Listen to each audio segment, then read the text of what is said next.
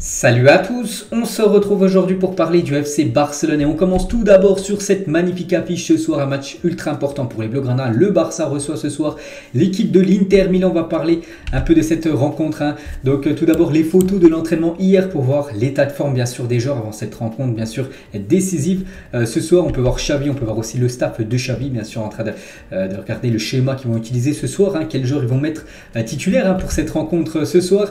Et les photos des joueurs, voilà, Robert Lewandowski en espérant qu'il soit buteur, le Robert Lewandowski, parce que lors des gros matchs, par exemple le Bayern ou même l'Inter, il n'a pas été buteur. Robert, c'est là vraiment où le Barça investit beaucoup de millions d'euros. C'est pour que ce joueur réponde présent, bien sûr, sur cette rencontre ce soir. Le crack, le jeune crack Gavi, Ansu Fati qui devrait commencer titulaire. On peut voir aussi Ousmane Dembélé, lui aussi devrait être titulaire sur le front de l'attaque du FC Barcelone. Rafinha, on peut voir aussi Frenkie de Jong, Ter Stegen qui réalise un énorme début de saison en mode très peu de buts encaissés. Donc ce soir ce serait bien qu'il fasse un clean sheet et bien sûr que les attaquants blaugrana eux marquent des buts.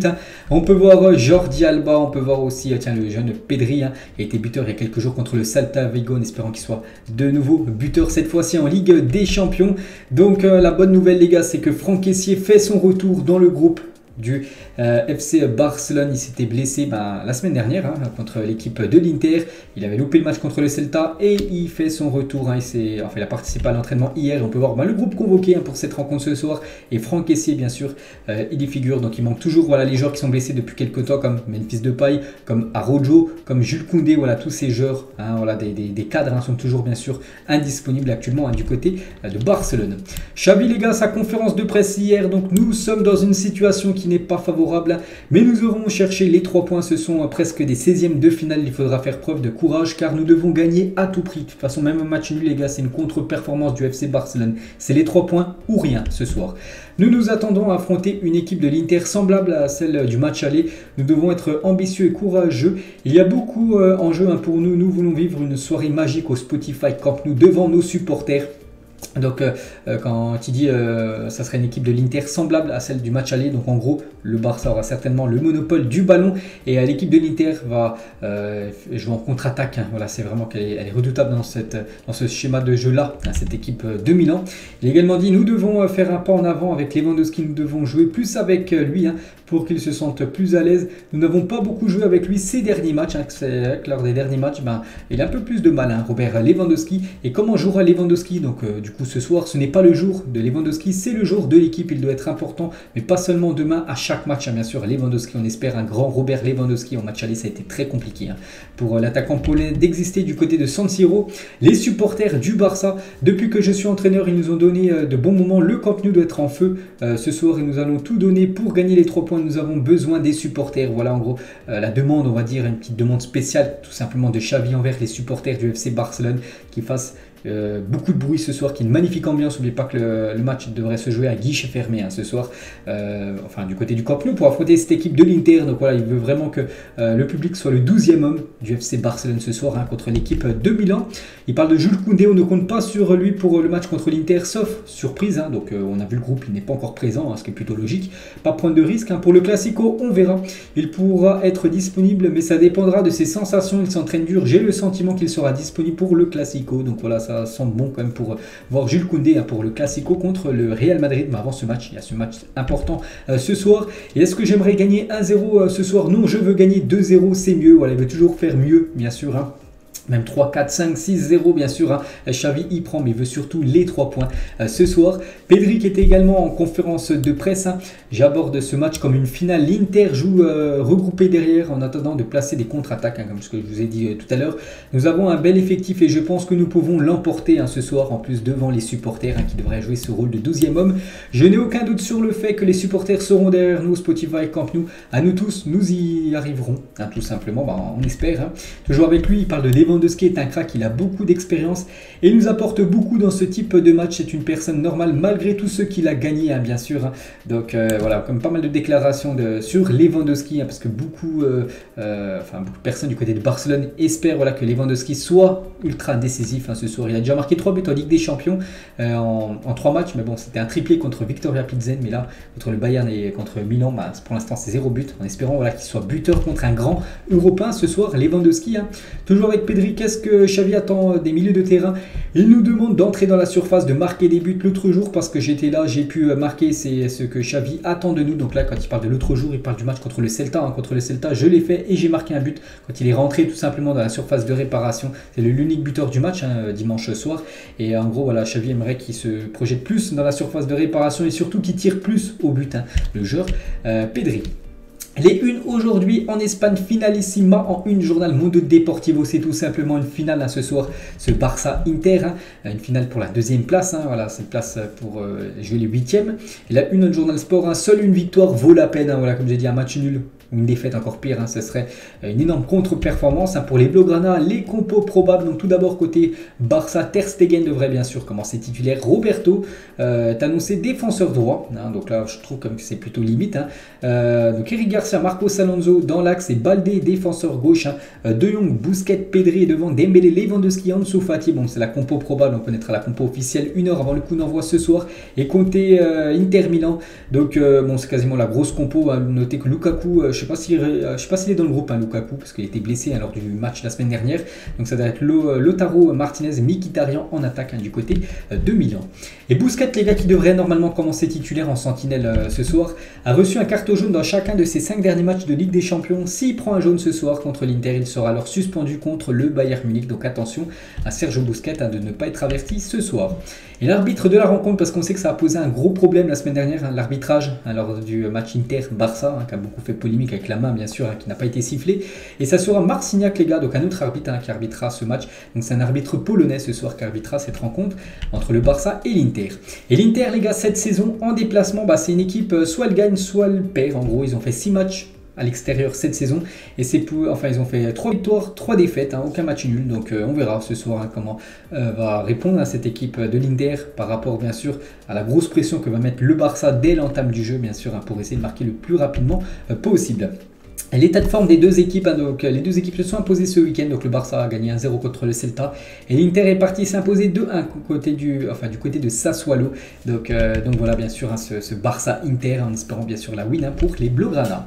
Et après ce match, donc Barça-Inter, après regardez encore le gros programme pour le Barça. Donc dans quelques jours, il y a le Classico contre le Real Madrid. Après un match important contre Villarreal, il y a aussi Bilbao, le Bayern et Valence. C'est vraiment des belles équipes à chaque fois que va affronter cette équipe du Barça.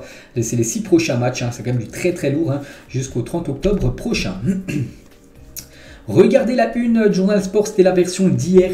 Objectif 2023, signer des joueurs gratuits. On peut voir par exemple Dalot, on peut voir Inigo Martinez, Jorginho ou Léo Messi, voilà des joueurs qui sont en fin de contrat en juin 2023 que le Barça aimerait attirer gratuitement, bien sûr ce serait des gros coups. Donc tout d'abord Diogo Dalot, donc Barcelone a envoyé ses éclaireurs, donc des recruteurs, voir Diogo Dalot, c'est l'une des options du Barça pour l'été. Donc lui c'est un défenseur droit, on sait que le Barça cherche un défenseur droit et voilà ça pourrait être une recrue pour le FC Barcelone. Concernant Jorginho, l'agent de Jorginho aurait été aperçu à Barcelone récemment, le joueur est libre en juin prochain.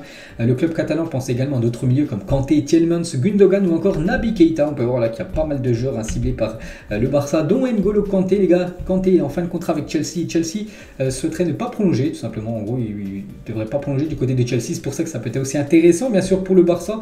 Kanté gratuit, malgré qu'il prend de l'âge, il commence à se blesser de plus en plus. Mais bon, voilà, s'il arrive, s'il retrouve son niveau qu'il avait il y a peut-être une saison, on sait que N'Golo Kanté, c'est du top mondial. Donc, un joueur comme ça, de ce calibre-là, gratuit, je pense que le Barça, bien sûr, doit s'intéresser à son profil.